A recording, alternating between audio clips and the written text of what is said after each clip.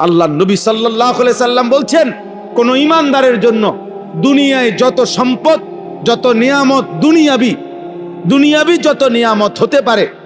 আল্লাহর ভীতির পরে, ইবাদতের পরে, আমলের পরে, তাকওয়ার পরে, আখিরাতের বন্দিগির পরে দুনিয়াবি যত জিনিস মানুষের অর্জন হয়, তন্মধ্যে রাসূলুল্লাহ সাল্লাল্লাহু আলাইহি সাল্লাম বলছেন, একজন মুমিনের সর্বশ্রেষ্ঠ অর্জন দুনিয়াবি একজন নেককার স্ত্রী। হাদিস, মাস্তাফাদাল মুমিন মিন বাদি তাকওয়াল্লাহ আল মারআতুস সালিহা। এক পবিত্রা, সতী, সাধ্বী, চরিত্রবান, নেককার, রবের সেজদা দেয়, মালিকের কোরআন পড়ে, নিজের ইজ্জতের হেফাজত করে, সম্ভ্রম রক্ষা করে, আব্রু রক্ষা করে, নিজের পর্দার গুরুত্ব দেয়,